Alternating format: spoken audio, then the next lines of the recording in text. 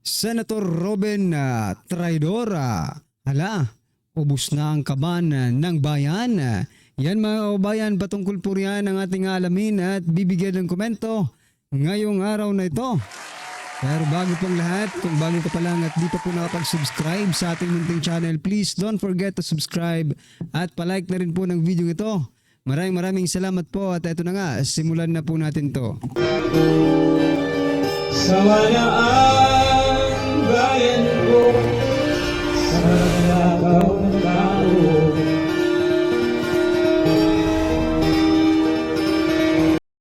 So ito mga kabayan, bago po natin muling i-play ang video ito. Ito, pasadahan po muna natin itong mga nagda-trending na mga balita dito po sa mundo ng social media. Ito nga po mga kabayan, sinasabi nating trahidor ba si Senator Robin Padilla, no, sa PDP laban, sapagkat ito, ini-endorso niya po mga kababayan, no, itong si Senator Amy Marcos. Ito mga karibyo natin ito, i-play po natin yung video at bigyan po natin ng reaction to. Ito po mga kababayan. Manang, tapatin mo ako. Pinoy, lagi akong tapat sa iyo. Ano ang ibig mong sabihin sa Mindanao? Ang pangalan ko ang may ibig sabihin sa Mindanao. Nako. Amy, Amy. infrastruktura, Infrastruktura. modernisasyon, elektrisidad, Elektrisidad. ekonomiya. Tapatan. Nako. So yan mga kababayan, huwag na po natin tapusin to. Ang nakalagay po dito mga karibin natin, political advertisement paid for and by Maria Imelda R. Marcos. Yan mga kababayan. Ine-endorse po ni Senator Robin Padilla si Senator Amy Marcos. That's why mga karibin natin, napaisip po ako. Kung trinahidor ba, di ba? Ni Senator Robin Padilla ang PDP laban. Kasi mga kabayan, instead of endorsing, Senator Bongo, Senator Bato de la Rosa, and other PDP laban senators, why? Bakit si Senator Amy Marcos ang kanyang inendorso? Mga kababayan, napapaisip tuloy tayo ngayon kung ano nga ba talaga ang totoong kulay ni Senator Robin Padilla. Well, anyway, lahat naman po tayo ay entitled to express our opinion. Ano po ang inyong opinion dito at ano po ang inyong nakikita mga kababayan dito sa pag-endorso ni Senator Robin Padilla dito po kay Senator Amy Marcos? Yan, i-comment nyo na lang mga karibyo natin at ito pa. Nako, ito 4 hours ago from Philippine Star, the government has released 5.1 trillion or roughly 81% of the record 6.326 trillion allocation this year as state agencies move to implement their respective project. Yan mga kababayan. DBM releases 81% of 6.3 trillion budget. Ibig sabihin po mga kababayan, na-release na po ang 2025 national budget. Sa kabila po ito ng may kinahaharap or question pa yung constitutionality ng GAA, mga karibyo natin. Pero they already released 81% of the budget, mga karibyo natin. Kasi nga po, masabi dito, yung mga state agencies move to implement, ini-implement na daw nila yung kanang respective project, mga kababayan. So, pero may election Wow. Mapapawaw na lang tayo dito mga kababayan Mapapaisip ko bakit ni-release agad yung 81% ng budget ng 2025. Pag sinabi nating 81% mga kababayan, parang nasa last quarter na po tayo. Nasa last quarter na po tayo ng budget natin. Last quarter ng 2025 kasi 81% na eh. 'Di ba? Anong masasabi niyo? Ibig sabihin paubos na po. Paubos na, anong paubos na? Ubos na yata eh. Well, anyway, ano po ang inyong masasabi diyan mga kababayan? Sapagkat ako I don't know, hindi ako mapakali dito sa budget na ito, mga karib natin. 81%. Kung i-allocate mo yan, i-divide mo yan sa apat, sa apat, ibig sabihin first quarter, second quarter, third quarter, and fourth quarter of the year, no?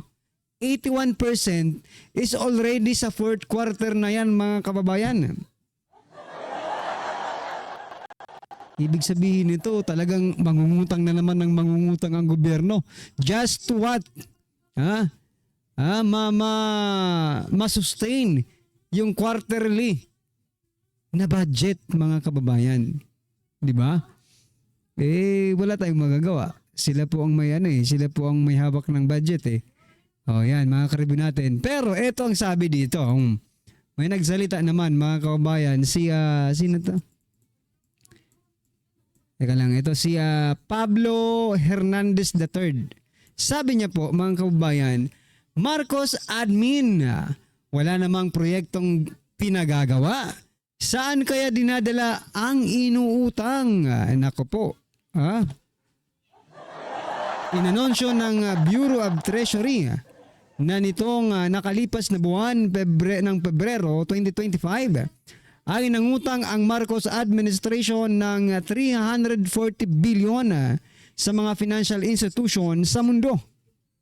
Sabi naman po dito, saan kaya napupunta ang mga inutang ng Marcos admin? Kasi utang ng utang tapos wala namang naibabalitang proyektong pinagagawa ang gobyerno. Ano ito? Parang puzzle, no? Mga karibyo natin. Yung gobyerno natin ngayon parang hide and seek. Nagtataguan ng mga pondo. Hindi ko lang alam, hindi ko lang sure. Pero yung pong nakikita ko eh. Kasi utang ng utang, wala naman tayong wala naman tayong nakikitang mga proyekto or binabalita nilang mga proyekto. Di sana kung utang ng utang dito ang ating gobyerno, dapat itong si Attorney Claire Castro, yung USIC natin, PCO USIC Claire Castro, bawat press con nila dyan sa Malacanang, di sana puro project sana ang binabalita nito. Kaso ang binabalita nito, mga kababayan, ay puro namang paninira at paninira sa mga Duterte. So yun po siguro ang project nila. Utang ng utang para siraan, pabagsakin ang mga Duterte. That's what I'm seen, no? Yan pong nakikita natin, mga kababayan. Kayo, ano po bang nakikita nyo? Anong proyekto nila? Iba kasi yung proyektong nakikita natin eh. Iba yung proyekto nila, preno-proyekto po nila yung mga budget natin eh. Diba? Ito pa, mga kababayan, sa kabila po ng pangungutang ng ating gobyerno, ito naman po ang resulta. Poor Filipinos who suffer from hunger soar to 35.6% in March 2025 according to SWS, mga kababayan. Pataas po ng pataas, mga karibin natin, ang number of poor Filipino families who experience total hunger. Nako po. Etong masaklap, di ba? Utang tayo ng utang, pero yung mga kababayan natin pala ay mga gutom. Bakit kaya sila gutom? Unang-una, they need trabaho, work, job. Paano? Hindi naman nag-aano yung gobyerno natin ng ganun. Talagang maraming magugutom, mga kababayan. 'Di ba? Walang masyadong infrastructure project. Yung mga kababayan natin minsan umaasa rin diyan sa mga trabahong gobyernong 'yan na mga infrastructure project. Malaki po ang tulong niyan sa ating mga kababayan. Pero dahil nga po sa wala, ito ang nakikita natin ngayon. Tumataas ang porsyento ng nagugutom na Pilipino.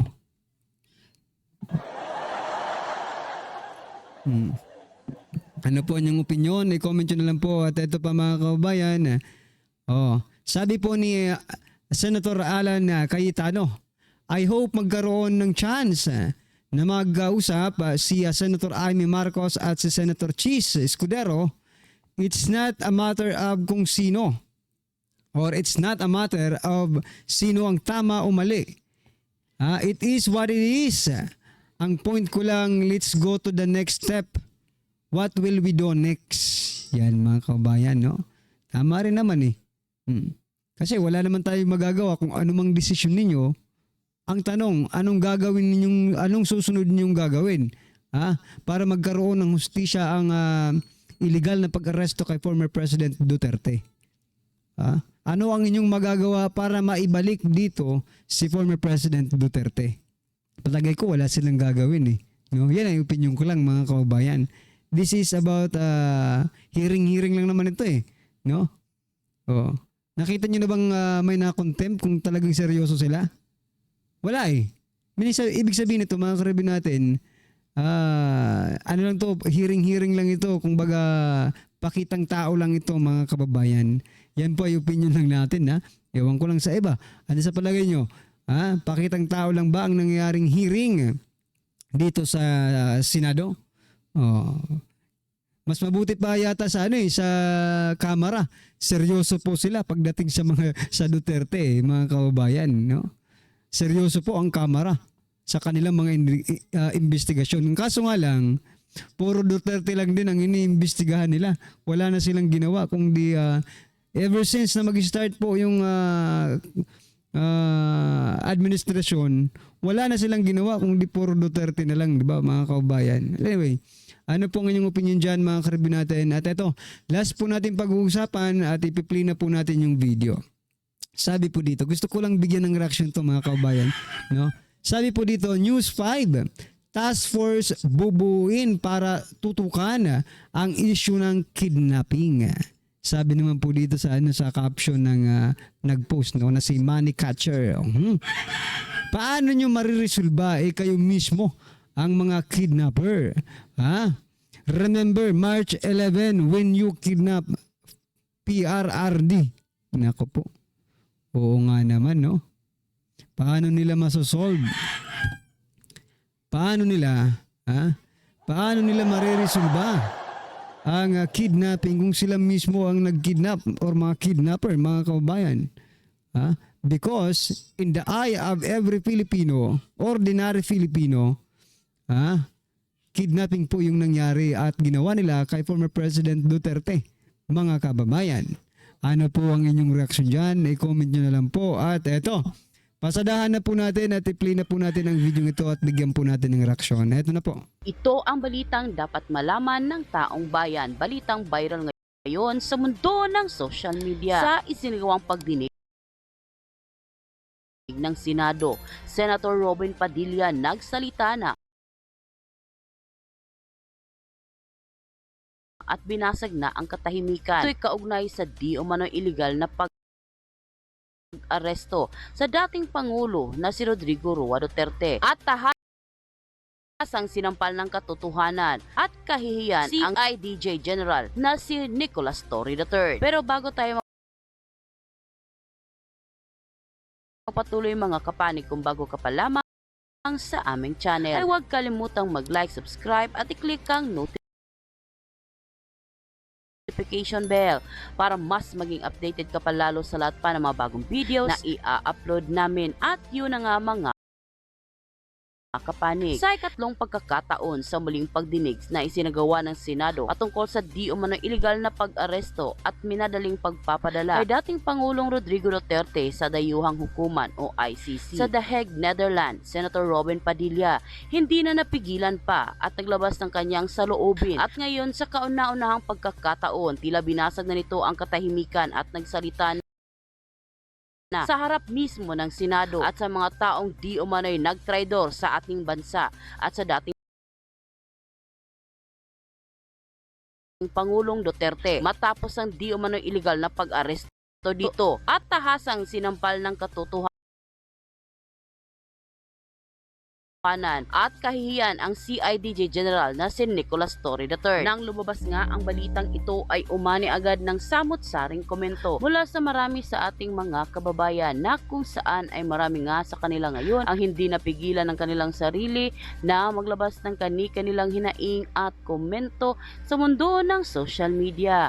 At ayon pa sa kanila, yan ang tunay na kaibigan, walang iwanan sa hirap at ginhawa. Good job, Senator Robin Padilla. Tama po kayo, napaiyak mo ako sir sa inyong salaysay po ninyo. Kayo ang may magandang paliwanag sa buong bayan. Madam Senator Amy, ikulong si Torre para hindi na pamarisan ng iba. Nakakagalit, binababoy nila ang batas. Salamat po, Sen Robin. Yung mga question mo po, napaka-clear po. Yung mga lahat ng mga ginawa po nila, hindi na po natin maitatago pa. Hindi na natin pwedeng pagkaila, mga boss, mga senators. Iba na talaga ang bagong Pilipinas. Yung humuli na wala sa tamang paraan ay na-promote na. Pero yung nasa 'di ba? Ang mga businessman ko ay kasabwat tong Torre para hindi na pamarisan ng iba. Nakakagalit So yan mga kababayan, no, talagang wala namang doubt, no, itong si Senator Robin Padilla, maging noon pa man hanggang ngayon, talagang pro Duterte po ito. Ang hindi ko lang talaga nagustuhan ngayon mga kababayan, kasi he is the one who is advertising, no, parang ini-endorse niya po si Senator Amy Marcos, which is parang para sa akin hindi okay bilang supporter ng Duterte. Marcos is Marcos mga kababayan, at whatever happens, blood is thicker than water. Kahit anong gawin natin mga karibin natin, Senator Amy Marcos, babalik at babalik po yan doon sa kanyang kamag-anak, kahit anong gawin po natin. That's why, please, wag po tayong magpabudol mga kababayan. Although in-endorse na nga ni Senator Robin Padilla, pero mga karibin natin, mag-ano na tayo, please, magbago na po tayo, no? Let's change for the better. Ang hirap well anyway, hindi ko talaga maintindihan kung bakit in-endorse, no? Anyway, siguro ko mayroon po siyang sariling dahilan kung bakit niya po yung ginawa. Ayan mga kababayan. Ano po sa palagay ninyo? Tama po ba ang ginawa ni Senator Robin Padilla na i-endorse si Senator Amy Marcos? Anyway, paki-comment na lang po sa baba mga kababayan. Ayan, ano ba po ang inyong opinion, reaksyon patungkol po sa video ito? I-comment lang po sa baba para at least alam po ng ating mga kababayan ang inyong opinion. Maraming salamat po. Please don't forget to like the video. Maraming salamat po. Sana ang bayan ko sa maglalakaw.